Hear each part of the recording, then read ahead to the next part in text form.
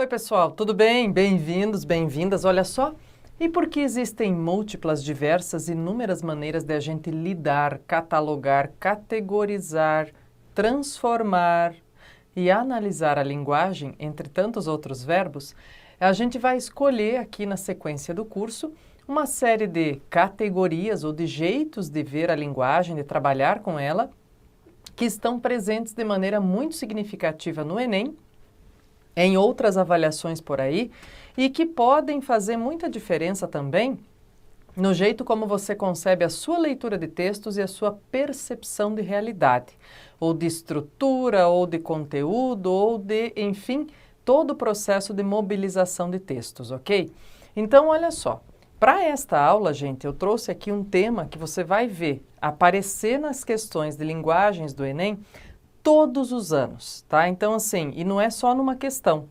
Por vezes aparecem 3, 4 questões com diferentes maneiras de solicitar, a gente vai observar, analisar algumas.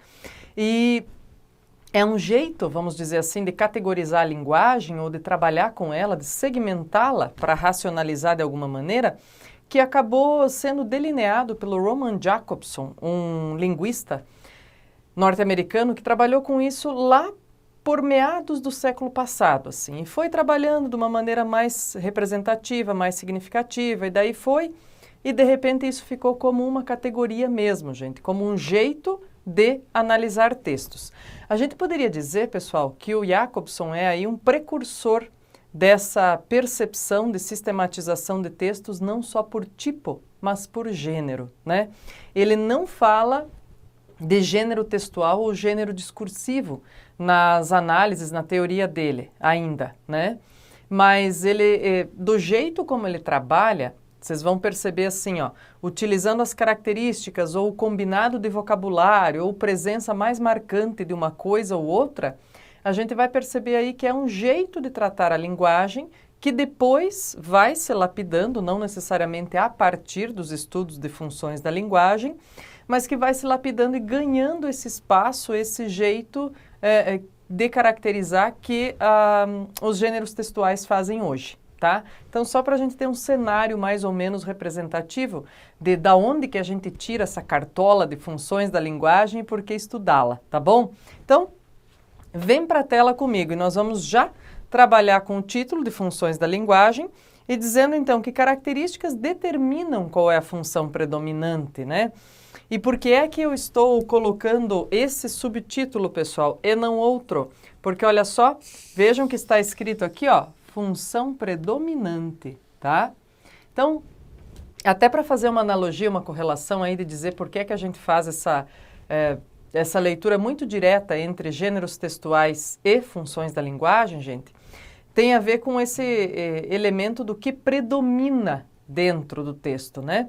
Então, a função da linguagem também. Eu posso ter um texto que tenha vários trechinhos de funções diferentes, mas no cômputo geral, uma das funções predomina. É a mesma coisa que acontece com sequências textuais, com composição de gêneros, né? Eu posso ter vários tipos presentes, mas um dos tipos acaba predominando. Tudo bem? Então, esse é um ponto fundamental para a gente dizer, ó, qual é a nossa referência identitária aí para as funções, tá? Então, vamos lá. Funções da linguagem, quais são elas, né, gente? Bom, quem conhece já vai rapidinho aí dizendo e vendo as características. Quem não conhece, vai acompanhando para ficar informado, avisado sobre isso, né? Sobre como elas são, como se comportam. Eu coloco os nomes assim, pessoal, e eu sempre gosto de colocar do ladinho. Como eu estou em tela aqui, eu vou colocar do ladinho, ou pedir, né, se eu estou em aula aberta assim e o pessoal está presencial anotando, eu sempre peço que faça um quadrinho com os nomes das funções e eu gosto, em vez de ficar definindo do lado, colocar um exemplo que seja muito visível dessa função, porque aí a partir do exemplo você já, pega as características e sabe descrever a teorização se você quiser, tá? Então vem para a tela, olha só. O que a gente tem? Função denotativa ou referencial. Bom, pessoal, ó, só pelo nome a gente já pode inferir muitas coisas aqui, né? Por exemplo, o que é linguagem denotativa, né? Linguagem denotativa é aquela que não tem figuração, é aquela direta, é aquela o mais neutra possível. Muito bem. Então, essa função, gente, é do texto noticioso, tá? Noticioso ou informativo. Tá? Então, eu estou dando um exemplo que é mais abrangente, em vez de dizer que é só notícia, pessoal. Porque, por exemplo, você vai escrever um relatório de pesquisa, não é uma notícia, mas é sim a função que predomina, denotativa ou referencial, tá bom? É um texto para relatar a sua pesquisa, para contar como foi, tá? Em seguida, gente, função emotiva ou expressiva. Olha só. Eu gosto de trabalhar também, então, bem isso, com a ideia de textos, de exemplos muito práticos para a gente capturar já uma referência no mundo, né? Então, aqui, o que eu digo? Textão do Facebook, tá? Por que textão do Face? Porque, gente, no textão do Face, a gente faz o quê? Coloca a primeira pessoa com força, com expressividade, com subjetividade. A gente reclama, a gente se sente incomodado, a gente faz o quê? Desabafa, pessoal. Então, olha, diz, prof, mas e antes de ter o Facebook, podia ser aquele texto que a gente escreve assim, bem melodramático no nosso diário? Poderia, claro. Pode ser um depoimento muito emocionado sobre alguma coisa, da participação da pessoa numa coisa? Com certeza, gente, tá? Então é só para vocês terem essa noção de quanto o eu é importante dentro dessa função de linguagem, quanto a voz discursiva de quem está emitindo é importante dentro dessa função, tá? Função conativa ou apelativa, pessoal. Ó, tem duas coisas importantíssimas dentro da função conativa ou apelativa. O gênero pelo qual ela costuma circular, então um exemplo, né? Nosso exemplo vai ser propaganda, tá? Propaganda, campanhas publicitárias, né? E a noção de algum imperativo, pessoal, tá? Como assim a noção do imperativo? Não necessariamente vem expresso pelo verbo, essa noção vem expressa pelo verbo, mas por tudo que está em torno aí, tá bom? Então, por exemplo, assim, diz, em vez de estar escrito lá, descubra o Brasil pelo turismo, aparecem vários caminhos assim guiando, né, o interlocutor aí para chegar, diz, como se fosse um convite, né?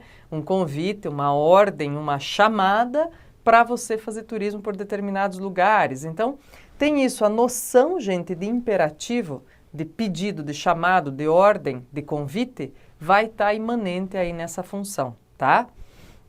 Função fática. O que vai aparecer? Eu vou colocar aqui, ó, conversa de elevador. Muito bem. Olha, pessoal, de elevador. Vou dizer a vocês. É um exemplo muito produtivo e acontece muito, por exemplo, assim, ó, e conversa sobre o tempo, né? Claro, isso é muito mais comum em cidades que têm uma vulnerabilidade grande de variação de temperatura, de variação também de chuva, frio, calor, né, sol, enfim. Mas pode acontecer com outros temas, outros assuntos, falando coisas aleatórias, banais, sobre, pois é, nossa, parece que de uns anos para cá o tempo está passando mais depressa, parece que isso... Entendeu? O que acontece aí? Tem algum valor exato, o conteúdo que está sendo emitido nessa conversa? Não, gente, não tem valor nenhum, tá? Ninguém está preocupado com o conteúdo da conversa. Qual é a preocupação? É manter o canal de comunicação aberto. Eu diria, né, em outras palavras, aí nesse caso, é evitar o constrangimento de estarmos eu e você no elevador, andarmos 10 andares juntos assim, só ouvindo a respiração, né? Então, a função fática faz essa função dentro do elevador. Claro que em outros momentos, o que ela é, pessoal? Um teste de comunicação para saber se o meu canal está chegando mesmo, né? Se a comunicação está se mantendo com o meu interlocutor. Então, por exemplo, nesses chamamentos que aqui falando na aula ou em qualquer outra conversa, né, a gente faz e diz assim, né? Viu? Pessoal, isso é uma tentativa de externar, de manifestação de função fática, de externar e de buscar manter o canal de comunicação funcionando aí com o meu interlocutor, tá? Depois, gente, função metalinguística. Quem é essa função aqui, ó? Vou colocar aqui do ladinho também uma coisa bem fácil de vocês lembrarem. o dicionário, tá bom? Posso pôr o dicionário, posso pôr uma gramática, posso pôr também uma aula de português, né? Por quê? Uma aula de português dada em português, gente, tá fazendo o quê? Ora, função metalinguística, né? Como assim que está fazendo função metalinguística? Ora, é o código tentando explicar o próprio código. Código, professora? Sim, a língua tratada como código, né? Então, é ela tentando explicar a si mesma. O que tem num dicionário? Não tem palavras tentando explicar outras palavras? É isso aí, por isso que é metalinguagem, tá? Metalinguagem não se faz só com língua em si, né, gente? Pode ter metateatro, metafilme, então a gente pode ter metaslinguagens com outros tipos de linguagem, não só com múltiplas linguagens, não só com escrita ou fala, não só com língua propriamente, tá bom? Depois, gente, função poética. Para o que nós precisamos aqui, ó, é lembrar o seguinte, pessoal, são textos que têm eu lírico, ok? Textos que têm eu lírico. Então, por exemplo, poesias, letras de canção. Esses textos vão ter predominância de função poética, porque assim como a função emotiva ou expressiva, tem um eu, uma força de primeira pessoa muito imanente, muito poderosa aí, tá bom? Então, tá aí, ó, eu lírico forte, temos função poética predominando. Isso aqui, gente, é uma revisão zona, assim, para dizer para você, ó, fica atento a esses pontos para não errar na função predominante. Agora, para além dessas escritas como exemplo aqui dessa nossa conversa, eu vou mostrar outros itens que são exemplos de funções, tá? E a gente vai resolver a questão do Enem para dizer, ó, sabemos função de linguagem? Sabemos, mas como é que o Enem pede, né? Para a gente saber dizer, peraí, não é só saber conteúdo, né, decorar conteúdo, é dizer como é que o Enem pede para a gente caprichar no conhecimento de funções da linguagem, hein? Vamos juntos, vem para a tela, olha só. Então, vamos lá? Olha o que nós temos aqui. Uma campanha conativo ou apelativo, exemplo, né? Deixe o seu melhor para o mundo. Olha, aqui aparece o imperativo, gente, bem evidente, né? O deixe, mas poderia ser só uma sugestão de imperativo também, tá? Então, a gente vai ter aí, ó, deixe o seu melhor para o mundo. É uma campanha para quê aqui, ó? Para, claro, cuidados com o meio ambiente. Isso fica subentendido aqui pela imagem. Tudo bem? Joia! Então, função conativa apelativa. Prof, mas não é uma propaganda de compra necessariamente, né? Não, gente. Campanhas de conscientização, de manutenção ou mudança de um determinado comportamento também são ou também podem estar crivadas, recheadas de função conativa ou apelativa, tudo bem? Então, vamos para frente. Olha lá. Depois, agora sim é para comprar produto, né? Ganhe um exclusivo copo colecionável, tá? Então, aí é propaganda mesmo. Depois, gente, função fática, olha lá. A ascensorista e o viúvo trataram-se como sempre. Tudo bem com você? Tudo, e você? Tudo bem. Ah, até mais tarde, até mais tarde. Tem algum conteúdo aqui nesse texto? Não. E, inclusive, foi feito dentro do elevador mesmo, né? A ascensorista do elevador e o viúvo dentro do elevador. Então, é bem para exemplificar aquilo que eu uso aqui como referência para vocês, de dizer que é uma função de conversa de elevador, né? Então, tá aí, ó, tá? Depois, olha lá. Oi, eu, Calvin. Como vai? Belo dia lá fora. Não? Yep. Ouça, eu suponho que você deve estar pensando por que eu liguei. Bom, até aqui também, o que nós temos? Só função fática. Nesse trecho de conversa, não tem nada de conteúdo, é só manutenção do canal de comunicação funcionando, né? Depois, gente, olha o que eu dizia a vocês, que as funções, e principalmente assim, ó, a função metalinguística não acontece só com língua, acontece com linguagens em si, tá? Então, vê lá, o que a gente tem? Uma bela gravura do Escher, tá bom? Que era um cara, nossa, sobremaneira singular, né, gente? Ele desenhava assim, em 2D, né? Coisas que hoje, com tecnologia 3D, se encaixam perfeitamente. Diz, olha, como a cabeça do cara funcionava nessa abstração do 3D no momento que não existia sequer televisão, quanto mais desenho animado, né, gente? Então, olha lá, tá aí. Nesse caso, essa gravura das mãos, né, é uma mão fazendo a outra, então elas estão num ciclo aí, numa metalinguagem. Por quê? Porque uma mão está desenhando a outra, é o desenho criando o próprio desenho, tá bom? Depois, gente, que mais nós temos? Um trechinho de Linhas Tortas, do Graciliano Ramos. Vamos ver? Deve-se escrever da mesma maneira com que as lavadeiras lá de Alagoas fazem o seu ofício. Eu acho linda essa metáfora, gente, particularmente, tá? Por isso que eu quis compartilhar com vocês. Vamos lá.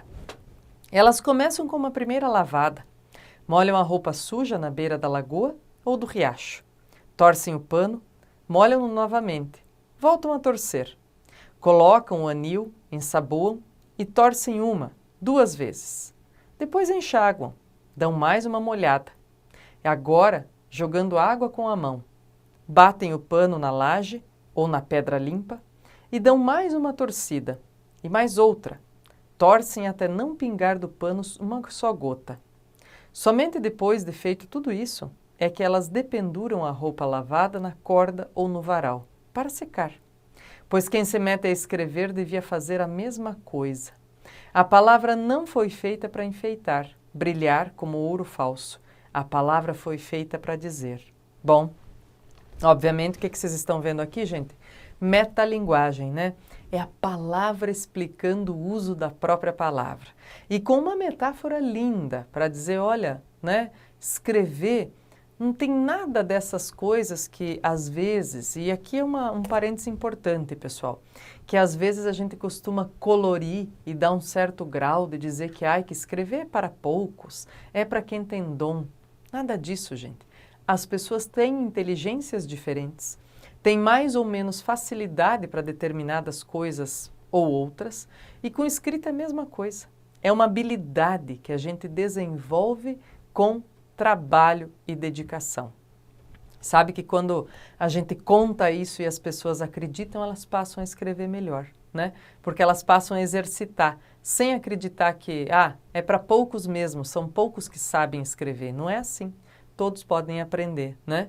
Bom, e nesse sentido aqui, pessoal, com a metáfora da roupa limpa que vai sendo pendurada no varal, a gente percebe que existe aí também um cuidado específico, né?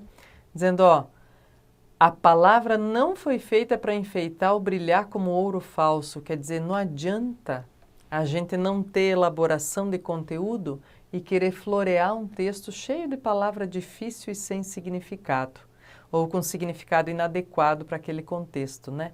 O que adianta mesmo é a gente cuidar com carinho do que está dizendo com palavras adequadas. Ótima reflexão metalinguística, gente. Guardem para vocês, coloquem em prática, tá? Depois, poética. Vamos lá? Trechinho do Vinícius de Moraes. De tudo ao meu amor serei atento, antes e com tal zelo e sempre tanto, que mesmo em face do maior encanto, dele se encante mais meu pensamento. Vinícius de Moraes, aí, né?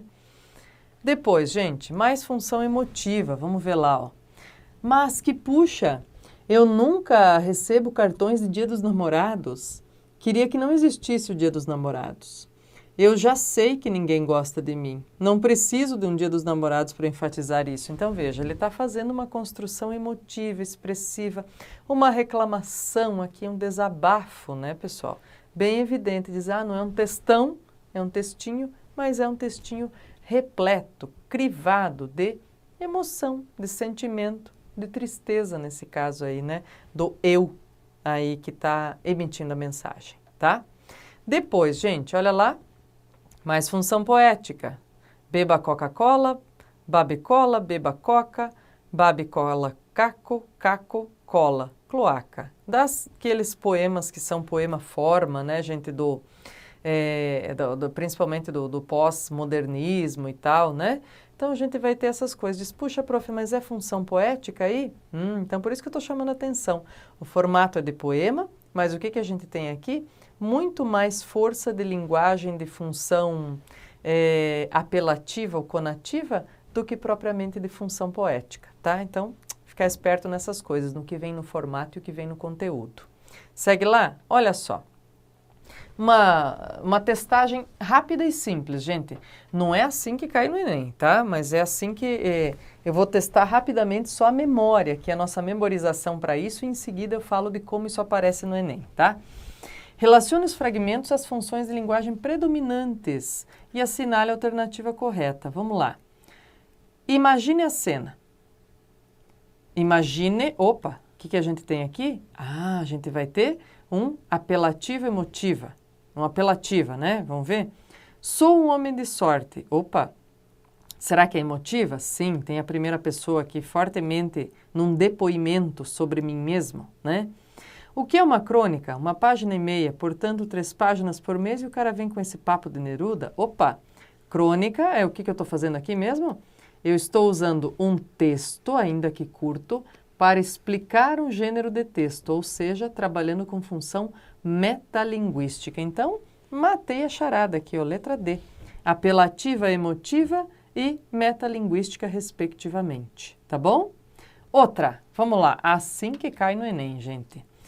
Essa aqui é uma questão de função da linguagem apresentada, trazida pelo Enem. Olha comigo. Trechinho de desabafo. Desculpem-me, mas não dá para fazer uma cronicazinha divertida hoje. Simplesmente não dá. Não tem como disfarçar. Esta é uma típica manhã de segunda-feira. A começar pela luz acesa da sala que esqueci ontem à noite. 6 recados para serem respondidos na secretária eletrônica. Recados chatos. Contas para pagar que venceram ontem. Estou nervoso. Estou zangado. Bem, e aí vem a pergunta. Nos textos em geral, é comum a manifestação simultânea, ou seja, ao mesmo tempo, olha o que eu dizia no começo da aula para você, de várias funções da linguagem, com o predomínio, entretanto, de umas sobre as outras. No fragmento da crônica Desabafo, a função da linguagem predominante é a emotiva ou expressiva. Por que, gente? Por que a emotiva ou expressiva? Como é que é o nome da crônica mesmo? Desabafo. É a palavra que a prof usou para definir o que é um texto de linguagem emotiva ou expressiva, né? Carregado da força do eu e dessa função de desabafar sobre coisas que lhe desagradam, tá? Segue lá, olha lá. Porque o discurso do enunciador tem como foco o próprio código. Se assim fosse, teríamos o quê? Uma metalinguagem, tá? A atitude do enunciador se sobrepõe àquilo que está sendo dito. Opa, parece interessante, será? O interlocutor é o foco do enunciador na construção da mensagem. Aqui seria a fática, não é isso? Porque daí, ou ainda, ou a fática, ou a apelativa, né? Porque eu quero mudar o comportamento do meu interlocutor, poderia ser apelativa. O referente é o elemento que se sobressai em detrimento dos demais. O referente seria o fato, né? A narração do fato. E aqui eu teria a função denotativa, aquela que noticia as coisas, né? O enunciador tem como objetivo principal a manutenção da comunicação. Aqui só poderia ser a fática, né, da conversa de elevador, cujo objetivo principal é a manutenção da comunicação. Portanto, só pode ser letra B. A atitude do enunciador, a força do eu, se sobrepõe àquilo que é dito. O que é dito já não importa muito, mas importa sim a força de expressividade que o enunciador tem, né? Vamos a outra, pessoal, aqui, olha só. Então, vem para a tela comigo, mais uma questão Enem aqui. Diz assim, vamos lá, aí. Deficientes visuais já podem ir a algumas salas de cinema e teatros para curtir em maior intensidade as atrações em cartaz. Quem ajuda na tarefa é o aplicativo AtCine, recém-chegado ao Brasil e disponível para os sistemas operacionais iOS da Apple ou Android da Google. Ao ser conectado à rede Wi-Fi de cinemas e teatros, o app sincroniza um áudio que descreve o que ocorre na tela ou no palco com o espetáculo em andamento. O usuário, então, pode ouvir a narração em seu celular. O programa foi desenvolvido por pesquisadores da Universidade Carlos III, em Madrid. Na Espanha, 200 salas de cinema já oferecem o recurso E filmes de grandes estúdios já são exibidos com o recurso do WatchCine, diz o brasileiro Luiz Malte, que trouxe a tecnologia para o país. No Brasil, já fechamos parceria com a São Paulo Companhia de Dança para adaptar os espetáculos deles. Isso é um avanço, concorda? Bom, vamos lá. Por ser múltipla e apresentar peculiaridades, ou seja, singularidades, particularidades, de acordo com a intenção do emissor, a linguagem apresenta funções diferentes, ó. Então, ele está fazendo um resumo aqui para me lembrar que essa questão vai ser analisada à luz das funções de linguagem. Nesse fragmento, predomina a função referencial da linguagem, porque há a presença de elementos que buscam convencer o leitor incitando o uso do aplicativo. Gente, essa seria a função apelativa, né? Muito bem. Definem o aplicativo revelando o ponto de vista da autora. Evidenciam a subjetividade, explorando a entonação emotiva. Essa aqui é a função emotiva ou expressiva, né? Expõe dados sobre o aplicativo, usando linguagem denotativa. Falou a palavra mágica aqui, né? Função referencial, tá? Objetivam manter um diálogo com o leitor, recorrendo a uma indagação. Isso aqui seria a função fática, né? E o que é nessa letra B, prof? Define um aplicativo revelando o ponto de vista da autora. Aqui a gente teria também, pessoal, né? Se fosse a predominância dessa função, eu poderia ter uma função emotiva, que é para revelar ponto de vista. Eu poderia ter também uma função, quem sabe, uma mistura aqui com função apelativa, né? Mas eu não teria uma função denotativa referencial, que é o que acontece na letra D. Por quê? O que o texto traz, pessoal? Uma exposição do que é o aplicativo, como é que ele funciona, onde foi desenvolvido, quais são os benefícios. Então, é um texto predominantemente informativo. Prof, mas lá no final tem assim, ó, já falamos que a companhia de dança, isso também é uma informação, tá? Espetáculo deles, isso é um avanço, concorda? Isso aí, prof, não é de outra função? É, gente, mas o que a gente está procurando? A função que predomina, né? Porque existe aí uma predominância e não necessariamente exclusividade. Então, fica bem esperto nessa coisa de predominância e exclusividade. Não só das funções de linguagem, mas dos tipos textuais e das sequências textuais também, tá bom? Pessoal, um abraço, bons estudos, faz mais questões sobre o tema, leia observando quais são as funções mais importantes e como elas aparecem mais e fica esperto, porque isso aí vai aparecer na sua prova lá do fim do ano, tá? Um abraço!